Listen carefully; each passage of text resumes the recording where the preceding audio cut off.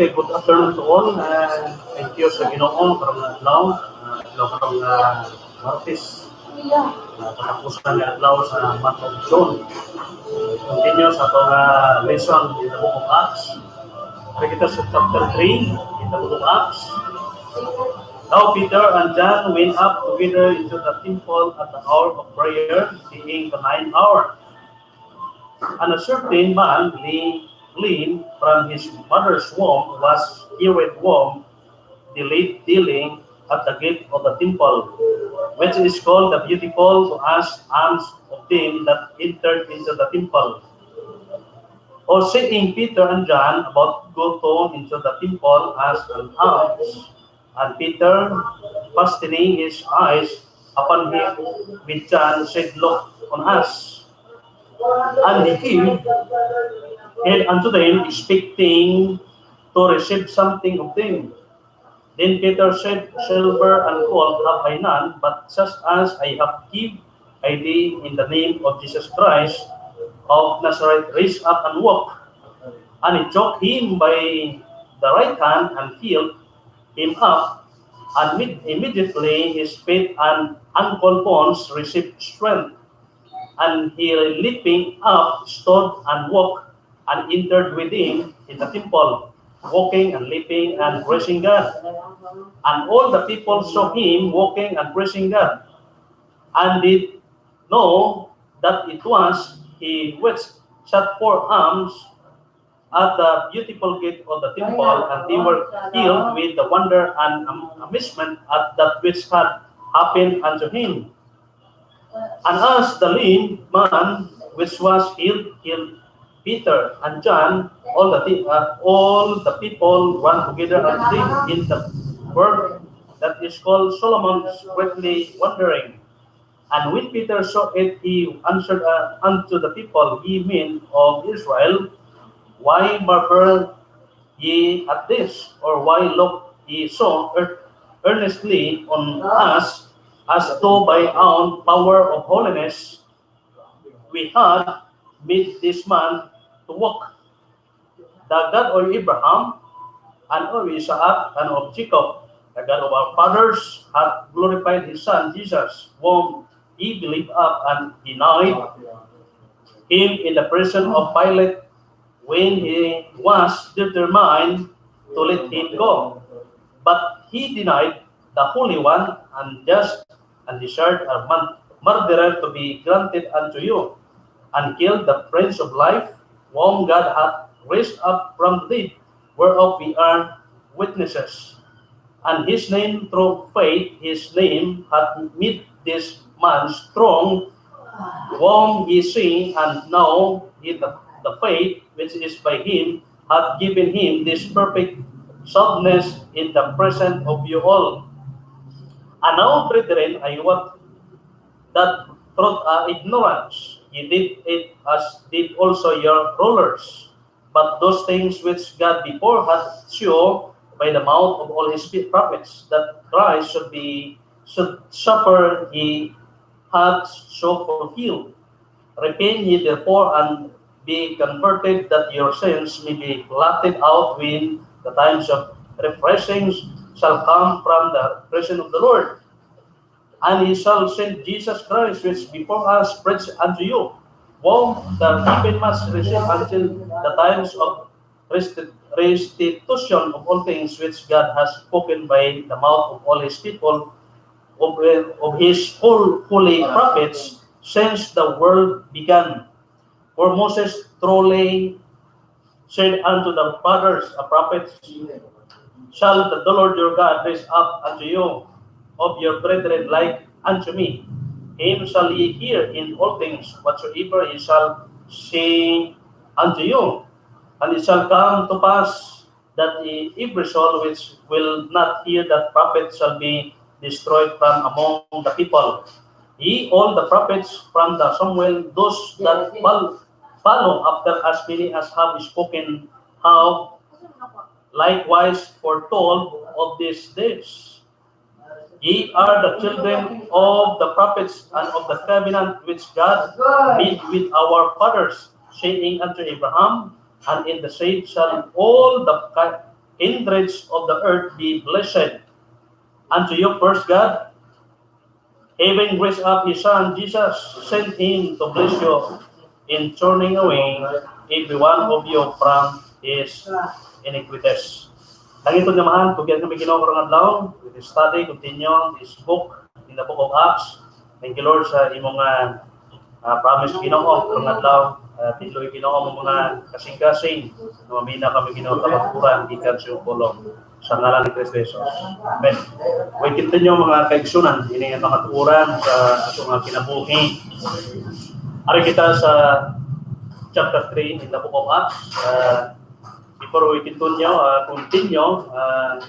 ining lesson, makapagkilala ko sa inyo ay mga Pastor Philip Capuloy to share in the book of Acts, full book in the book of Acts, almost mga 20 chapters. Ari kita sa chapter 3. In chapter 3 is the hermeneutics and narrative. When considered along the side, the other books of the New Testament, the book of Acts has been rightly described as a singular and unique. So, ini di ay mga kaisunan. Kaning the book of Acts, usag unique, singular, or unique. Kanato, to study this book. This described is fitting for a number of notable reasons. In this lesson, we are going to wrestle with the hermeneutical particularities of this book.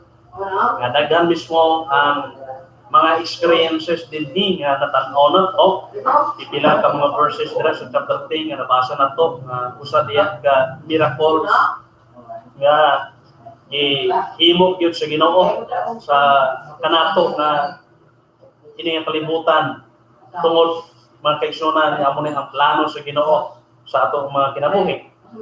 So ingon din ni sa pipila ka mga reference or mga translation in the Bible. For example, is the New American Commentary o the New American Bibles. Pipila de convention.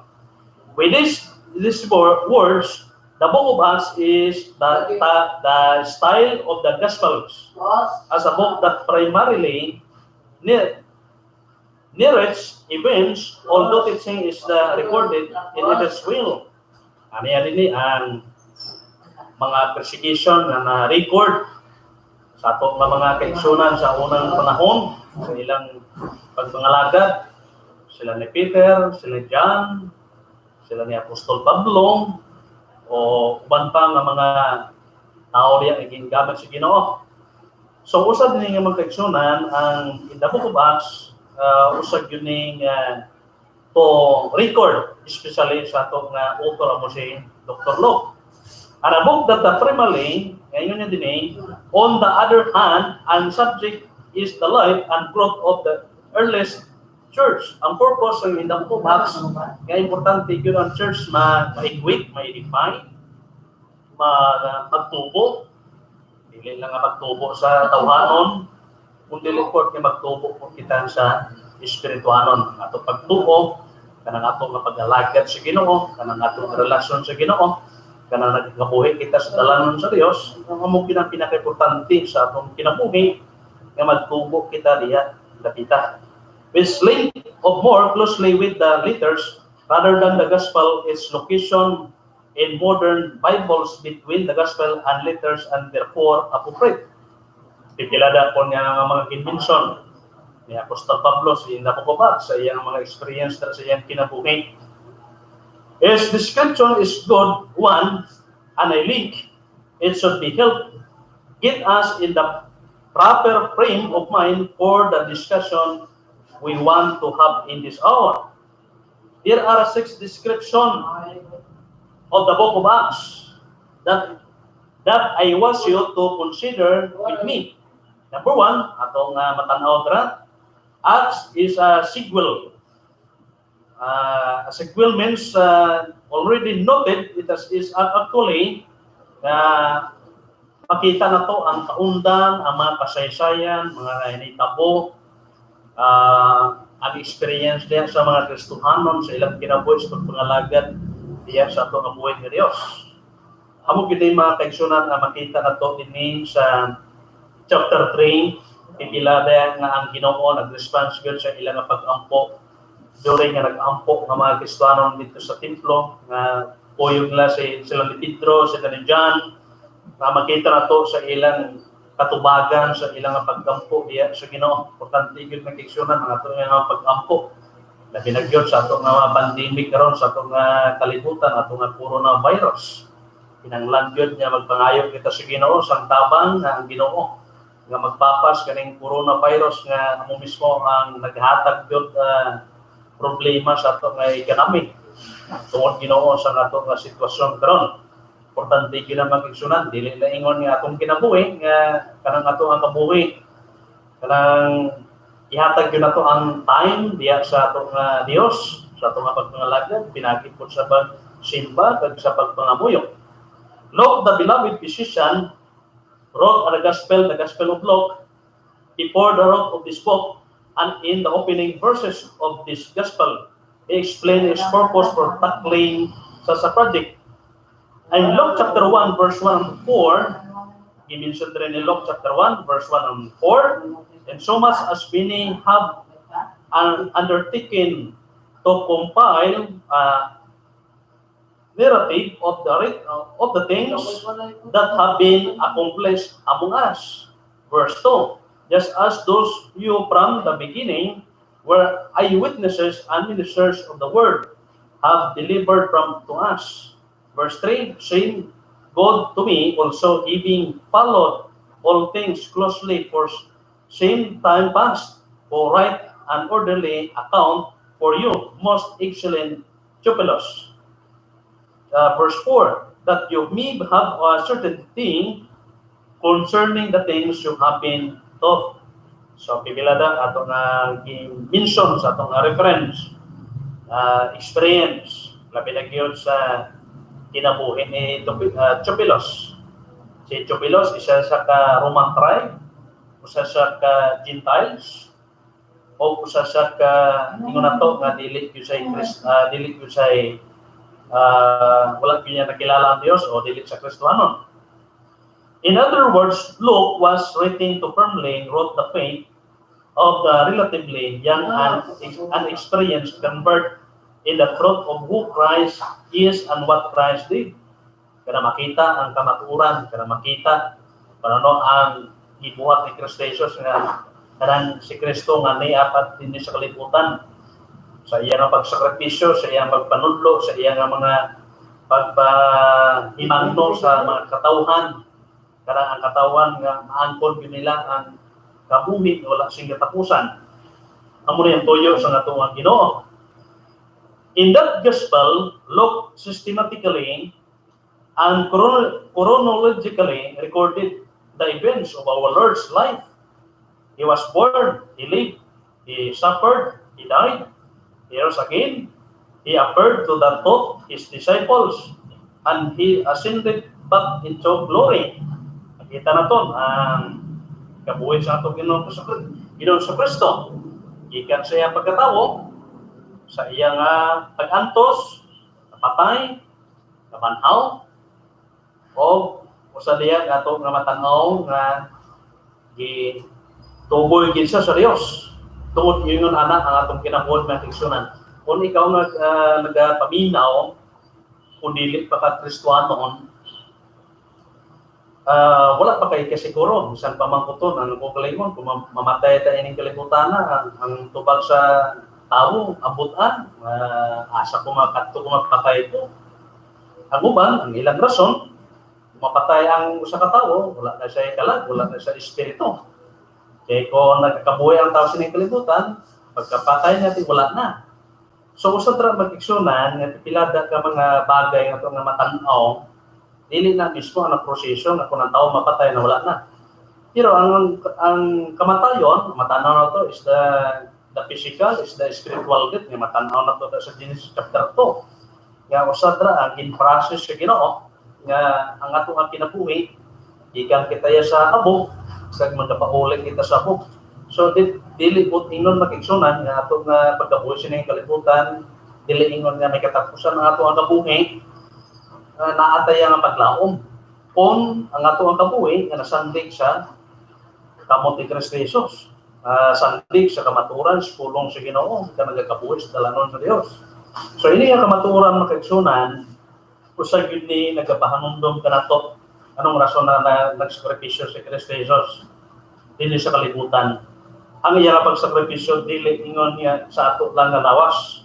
Kay kaning lawasa magabalik na sa iyo ta, dili man silutan. Ang problema lang makigsunan kay kung ang tawo patay, hindi kita ya pareho sa hayop. Ang hayop niya, magkakaon niya, okay na, pag-usog sa okay na. Kita yan ang tao, lahit kita yan ang tao.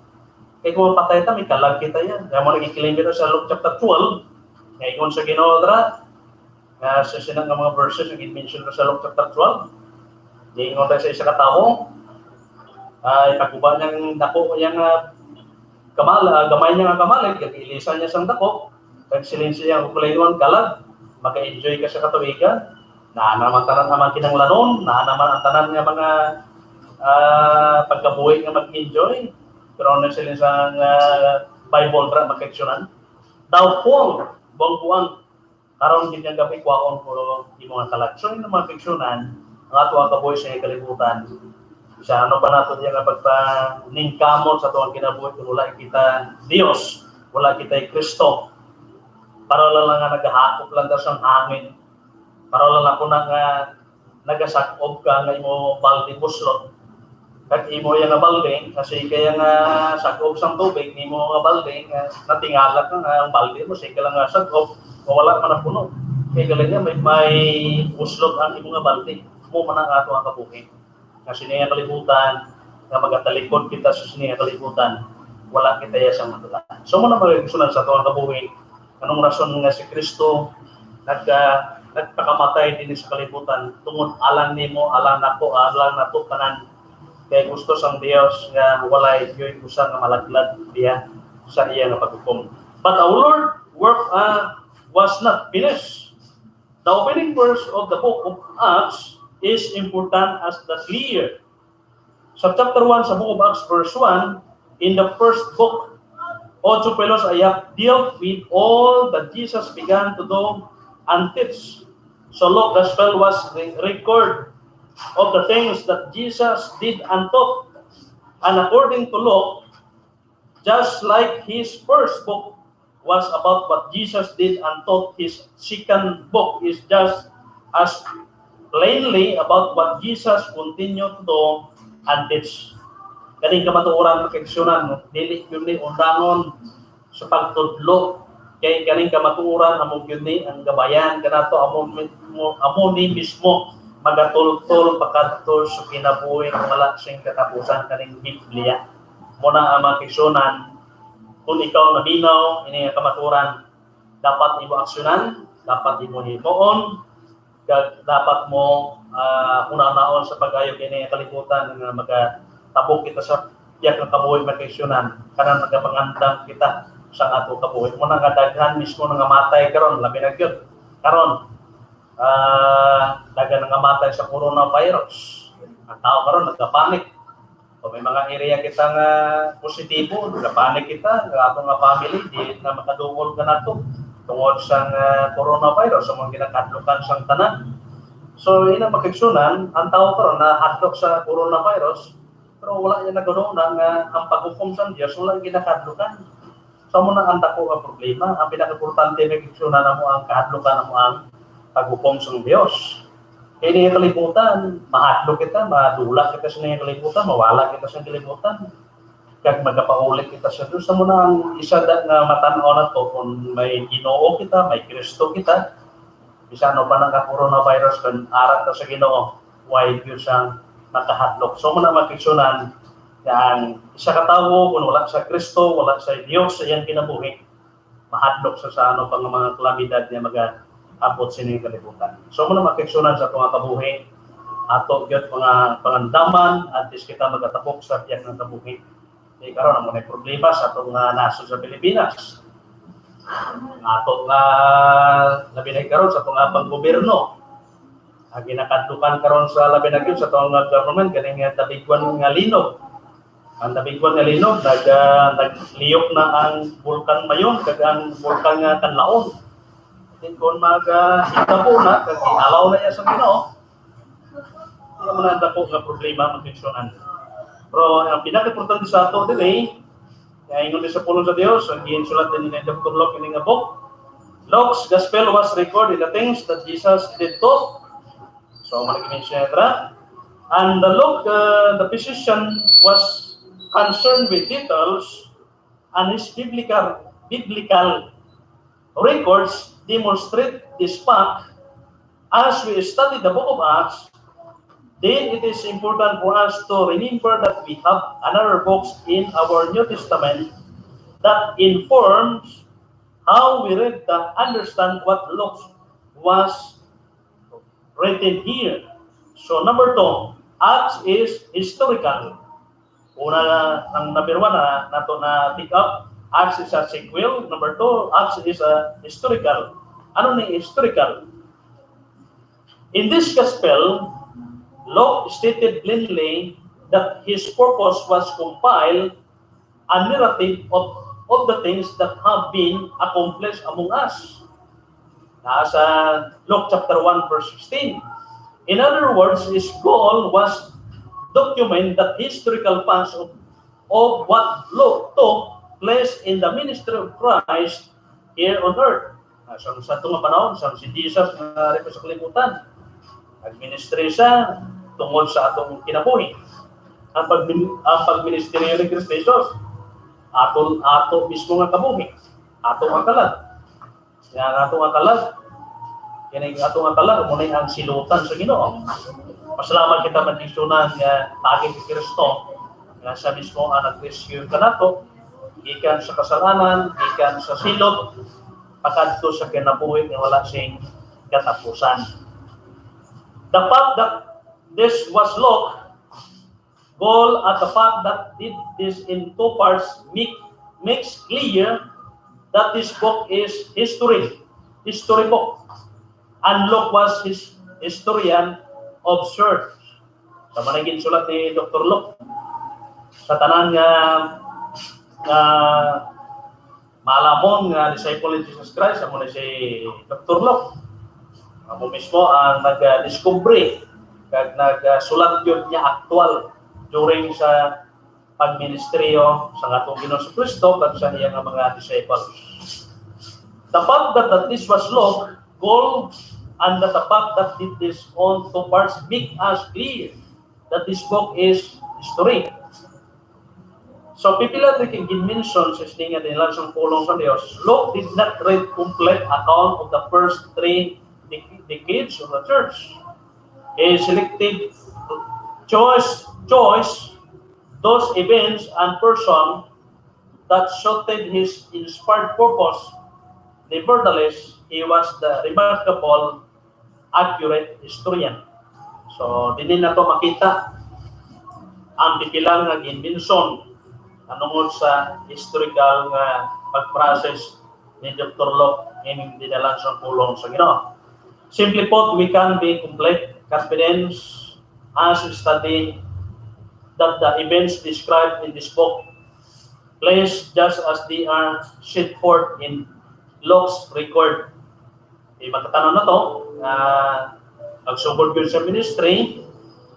So, in-record man ni Dr. Luke ang mga pinaka-importante niya na binagyo sa in the book of Acts. What's more in this book give us the historical background and setting for most of what the Apostle Paul wrote in the remainder of the New Testament. In this commentary on Acts, Ross wrote about the importance of the history recorded in this book, but it is Luke that we have to thank for the coherent record of Paul's apostolic activity. Without Acts, we should be poorer.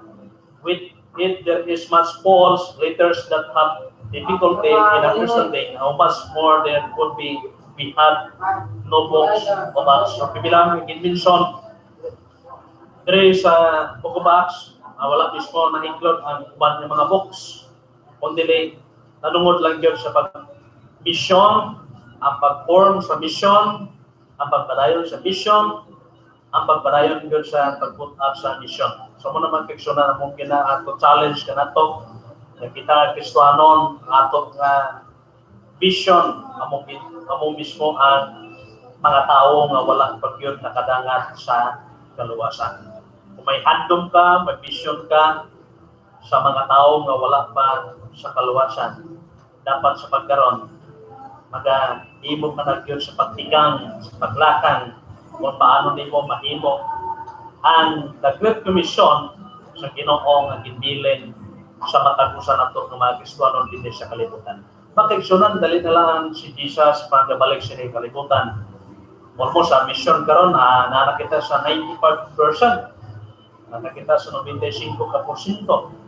Kag sa ato nga nabilin is the 5% na lang sa grace, sa mission sa tibok ng mga kalibutan na gisuna. So mo lang pinaka-importante sa tuwa kabuhi nga ato gyud tagaan sa action ang ato nga kabuhi, ang ato mga kusog, ang ato nga mga kaalam, ang ginhatag si Ginoo atong gyud na gamiton ngadto sa pagpadayon sa mga katawhan nga pagpaabot sa mga katawhan laban gyud sa pagsugid gyud sa maayong balita pinaagi sa pulong sa Ginoo. Number 3, Acts is the theological.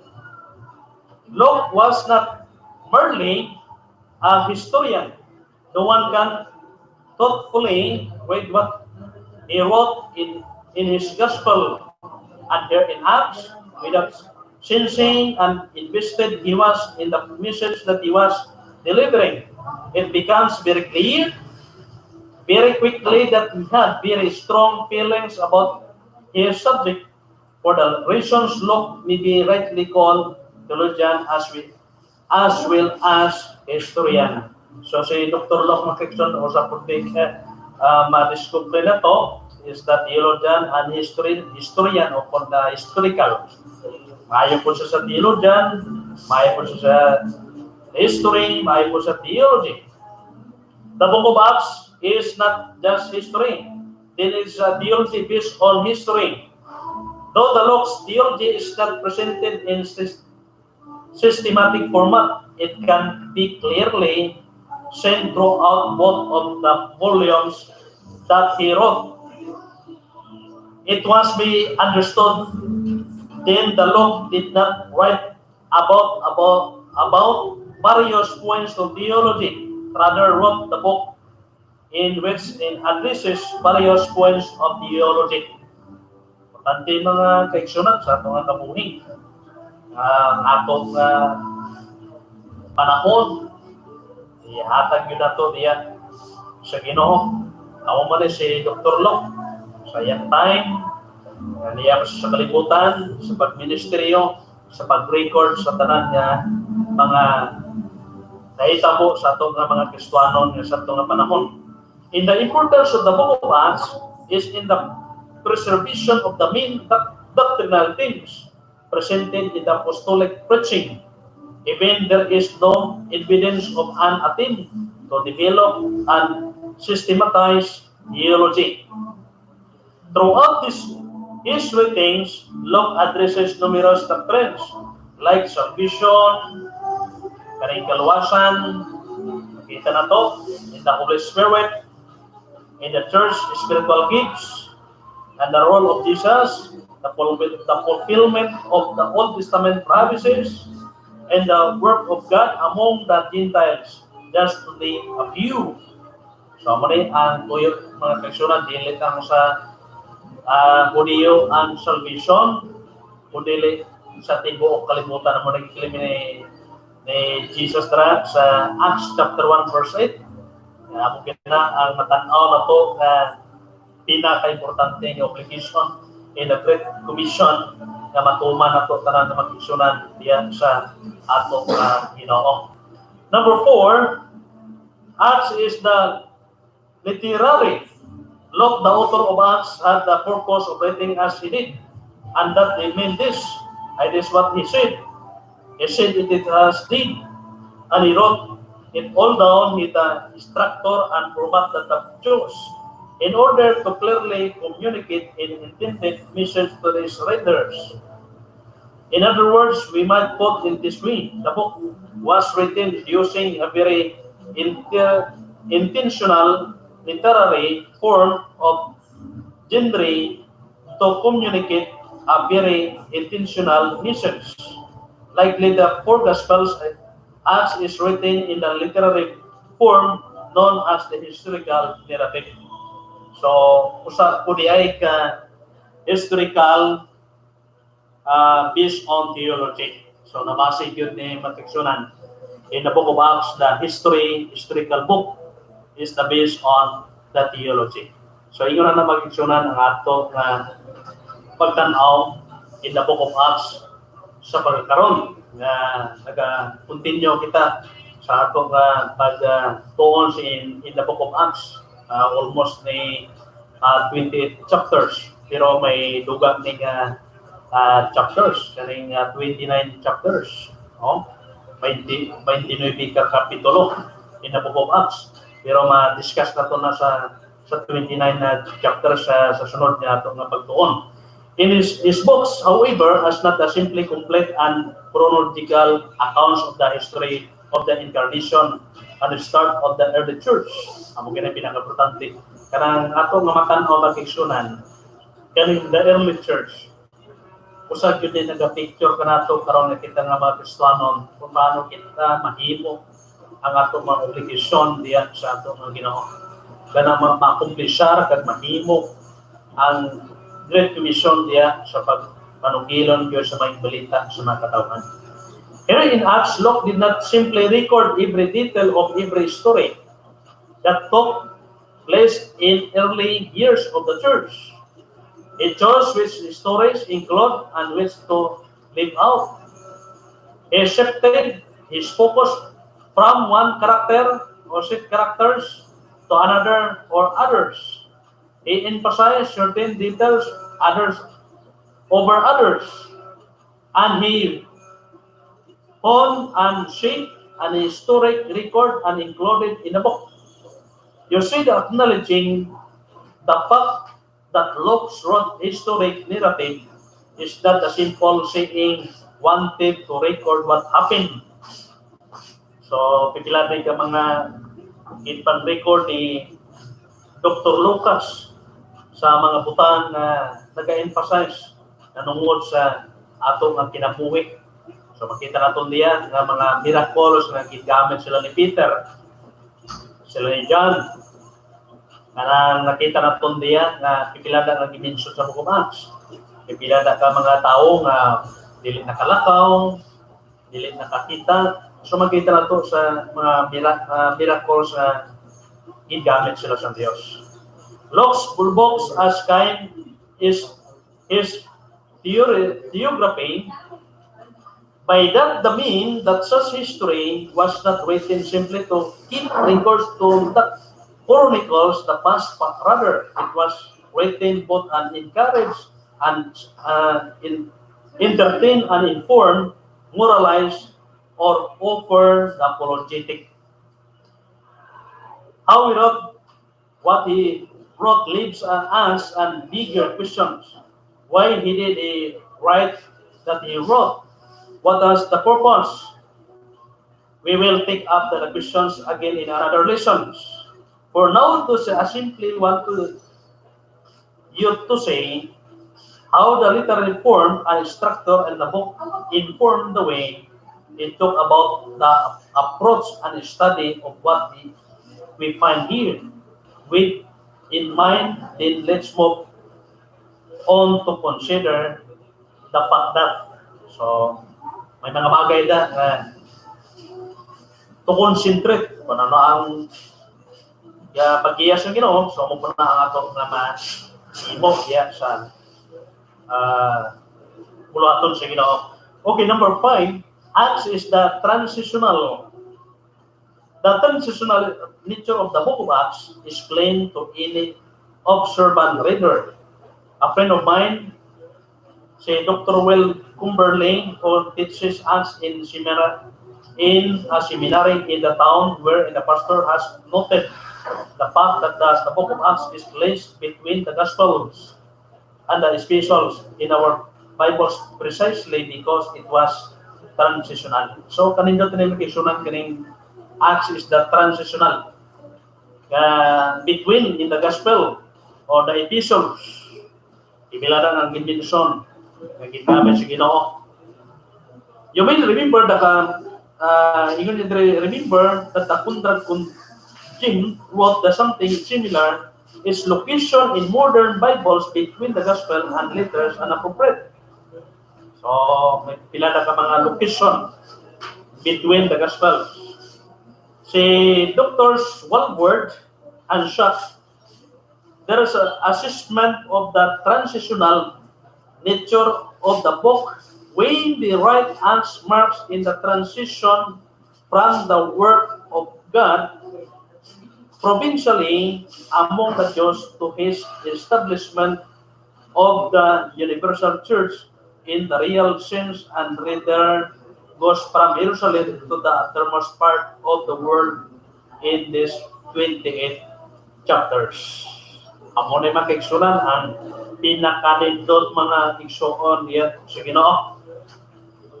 From chapter 1 hasta in the end of chapter 28, usag yun ni the Great Commission kanato tanan. Nakawala na ang mga gintutunan ni Kristo Jesus. Ang question makiksunan, kaya nakawala na maman sila. Kinsa naman po magpadayon sa misyon. Kinsa naman po magpadayon sa pagwali sa may balita. Kinsa man magpadayon sa pagtanugilon kadtong mga tawo nga dili maabutan sa may balita, dili masuginlan sa pulong sa Ginoo, dili masuginlan sa ngalan ni Kristo Jesus. Ang pangutana makiksunan, maluwas pala to sila, dili gyud to sila makiksunan maluwas. So paagi makiksunan kay tungod niya wala na mga gintutunan ni Kristo Jesus sa atong panahon. Ang pangutana asa gidbilin ini Great Commission. So ang katubagan makiksunan ang gidbilin ini the Great Commission sa tuwa karon nga mga generation nga mga Kristohanon nga ari pa kita sa kalibutan. Obligasyon na to makiksunan karon sa pagpadayon sa Gospels, sa mission, sa pagpunda sa mission.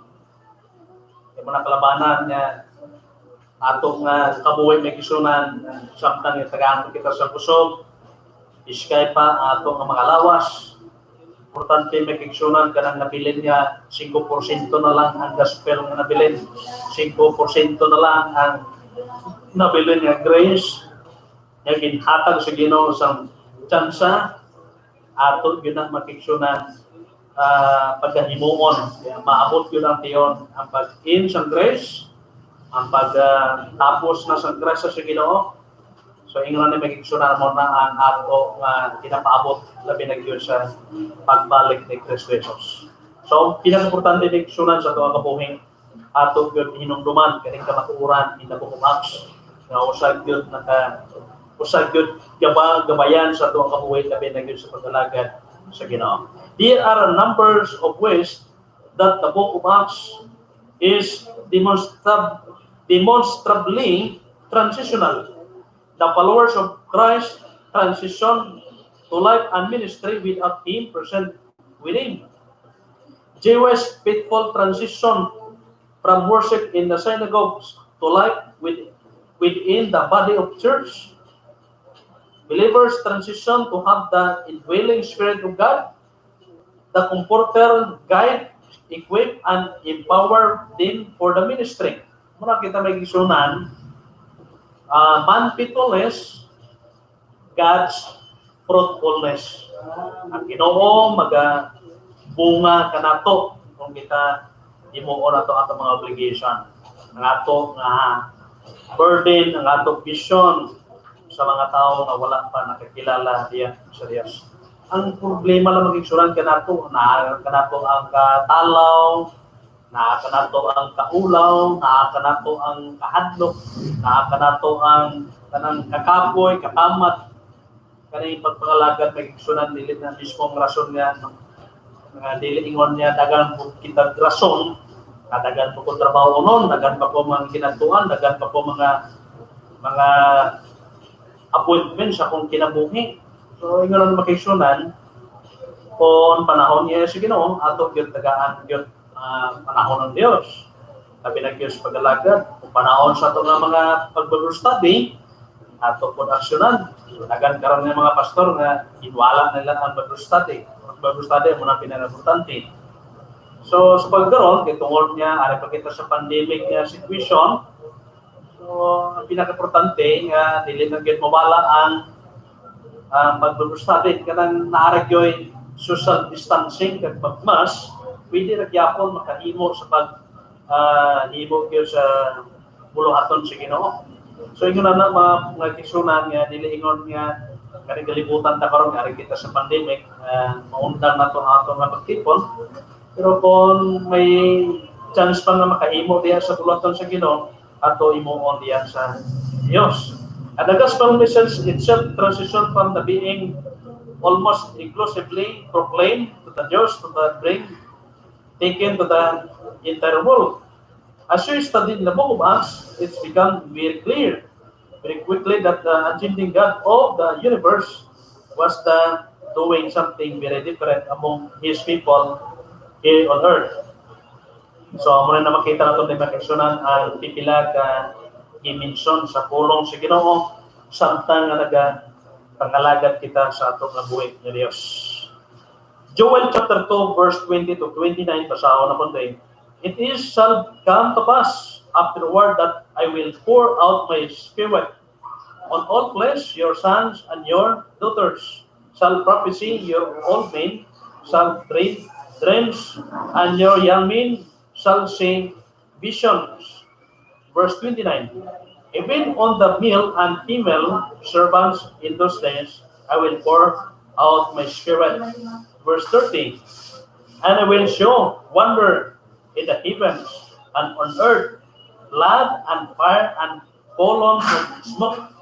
Verse 31. The sun shall be torn to darkness and the moon to blood before the great and awesome day of the Lord's come. Muna na mag-aksyonan kung nabasa nyo ang Joel chapter 2. So, kini maabot din panahon.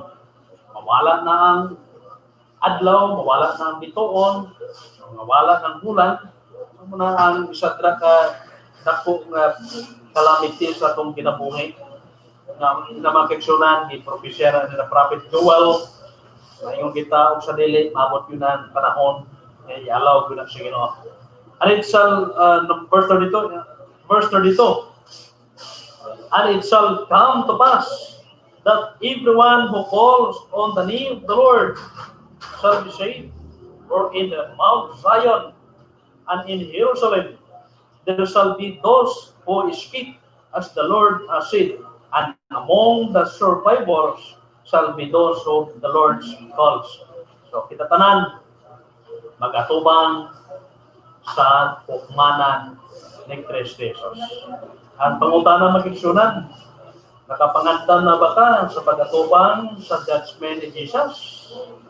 Munang takot nga pangutana sa itong kinabuhi kung nakapangandam kita sa pag-atubang sa ato Diyos. Muna magigsunan sa itong kabuhi niya kalibutan, ang pinag-importante ng mga lagad kag Judas Ginoo kag magtalikod sa pagpapasala.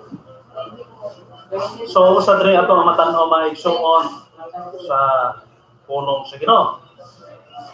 And Peter confirmed that this is the what God has doing at least in part at the Pentecost.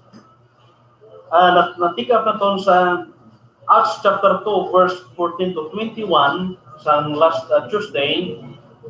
So in the 3 sa verse 14, but Peter, standing with the 11, lifted up his voice and addressed them, man of Judea, and all who dwell in Jerusalem, it is be known to you, and give ear to my words. Verse 15, for these people are not drunk as you suppose, since it is only the third hour of the day. Verse 16. But this is what was uttered through the prophet Joel. Verse 17. And in the last days it shall be, God declares that I will pour out my spirit on all flesh, and your sons and your daughters shall prophesy, and your young men shall see vision, and your old men shall reign dreams. Verse 18. Even on my meal, servants and female servants, in those days I will pour out my spirit, and they shall prophesy. Verse 19. And I will show wonders in the heavens above, the signs on the earth, below blood and fire, and before and smoke.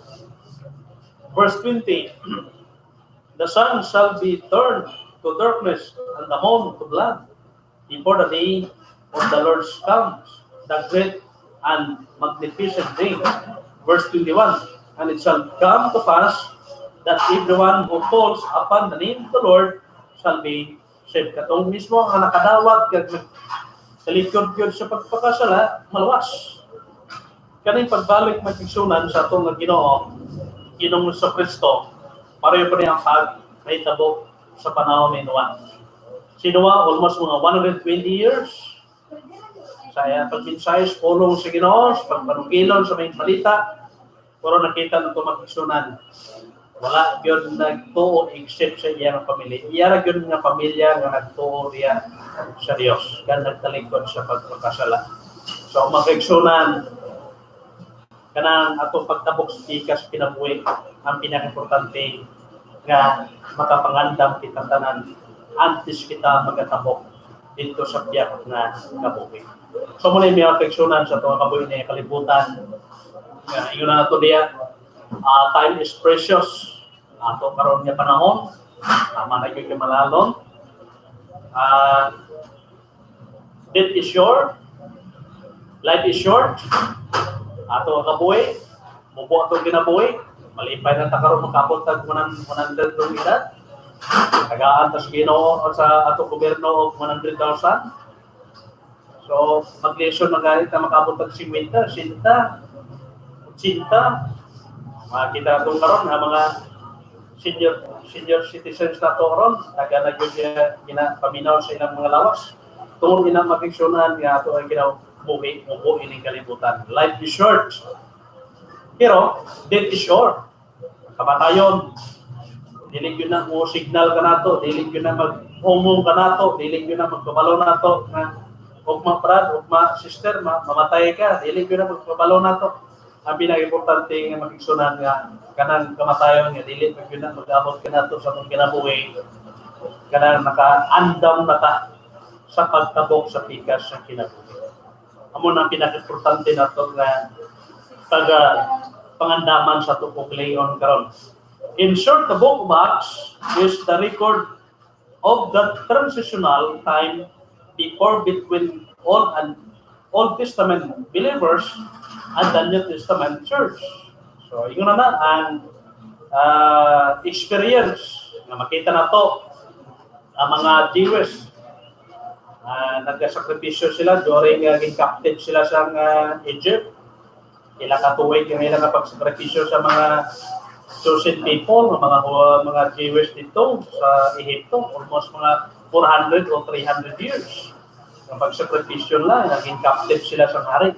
So, ingon na magkiksunan sa tuwang kabuhi, kalibutan, kinakaptive man kita sa sala, kinakaptive kita sa nyawa, ginaulipon kita sa nyawa.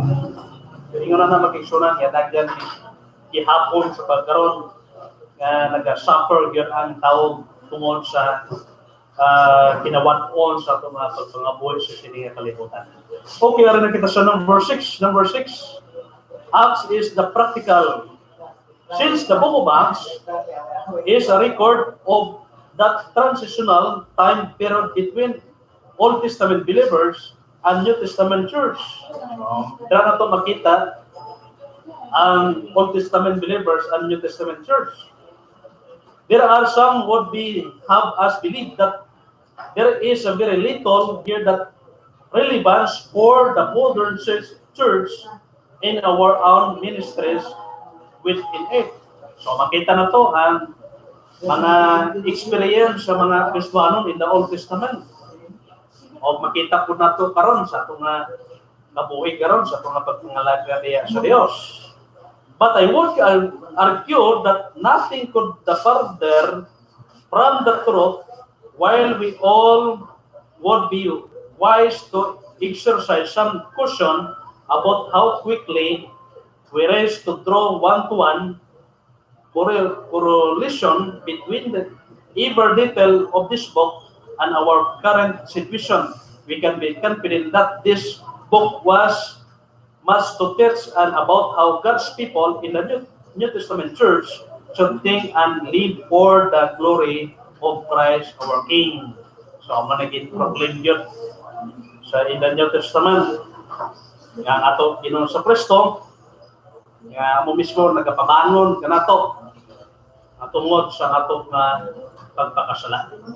Kaya kita mag-igsunan, makita naton is the ara sa unang panahon, ara kung dili kita Kristiyanon, ara naa kita sa the level in the general revelation.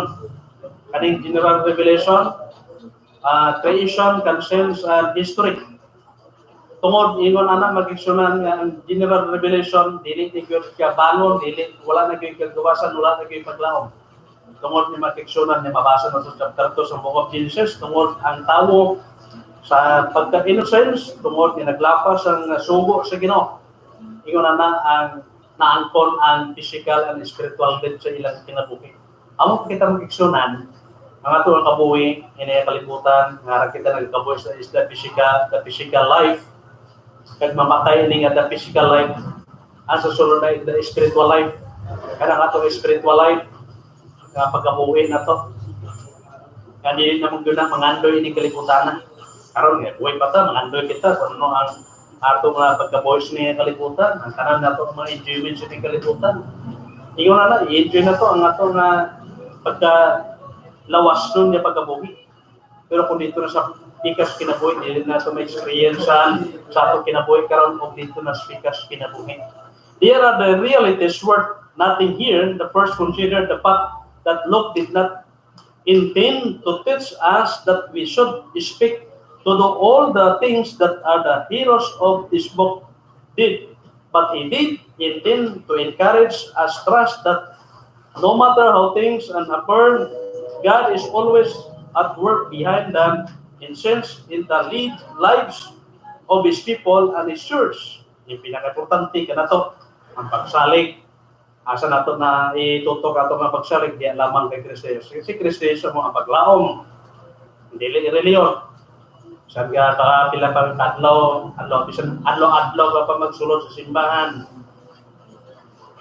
Bisan ka, nakubalan na ang imo nga pagluhod sa tubangan sa altar.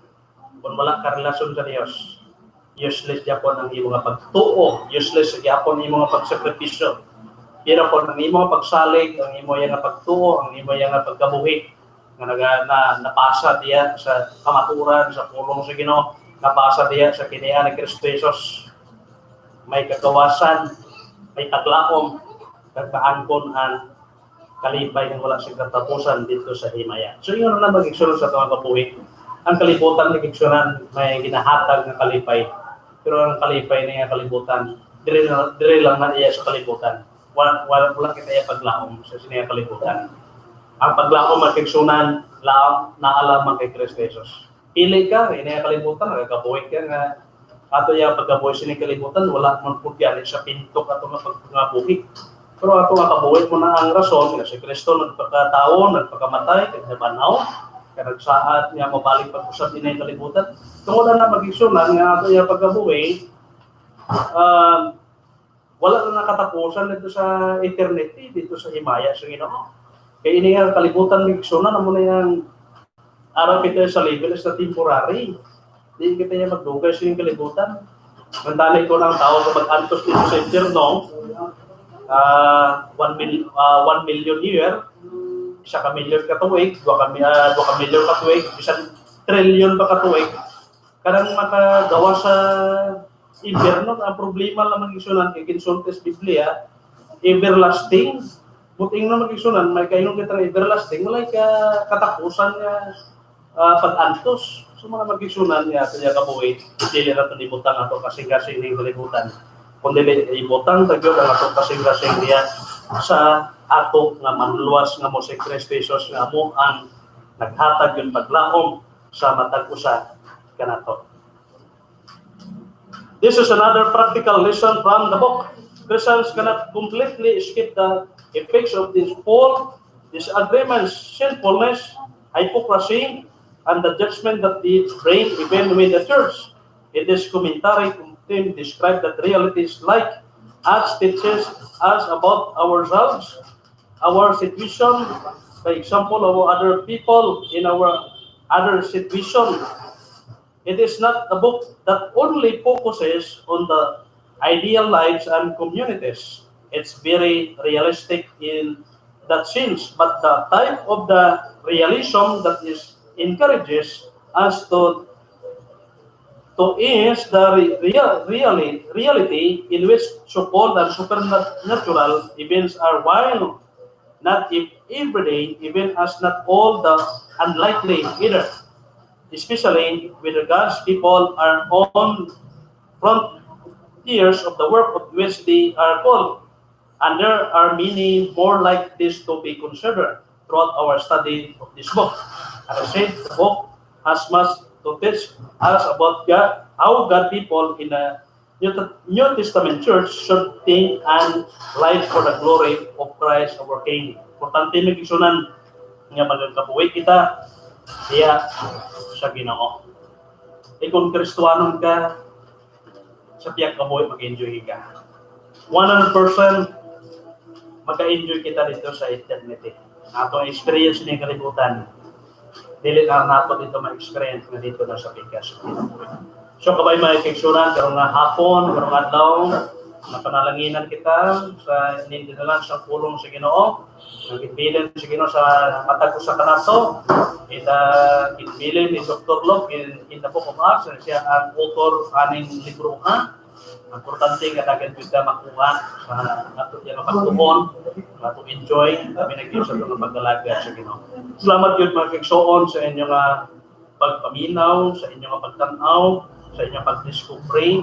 Kung may mga Biblia kamo sa inyo nga balay, pwede nyo basahon sa sunod nga chapter, sa chapter 4, sa sunod nga pagtuon na to, mag-discuss na to ang pipila diya ka mga bagay nga ginsulti diya sa libro sa Book of Acts. So kabay may rigsoon, ang Diyos magpanalangin ka na kung tanan, karong adlaw maghatag yung kalipay sa matag sa kanato. Amahan, salamat kami Ginoo karong hapon. Salamat sa manindot na panahon. Salamat Ginoo sa mukayo sa mong kinabuhi. Pasayloa kami Ginoo sa mga paglapas, sa mga nahimo dahil Ginoo sa imong tubangan. Ngayon kaluwasan, salamat Ginoo sa imong bugtong anak kamo si Kristo Jesus. Amo Ginoo ang naghatag kasumpayan sa mong kinabuhi kaingon sa kabuhi wala sa katapusan dito sa himaya. So ginawa ko karong adlaw ni Pastora Renato sining lugar kami panalangin si Gapon sa iyang mga kauban nga nagatrabaho si Gapon. Panalangin ni kami tanan sa mga customers mo is pag-ampok. Protection kami Ginoo sa mga paglakaw, nasa kami paingon, ikaw magapanguna sa mga dalaman. Sa ngalan ni Kristo Jesus. Amen. God bless. Salamat. Ay, thank you,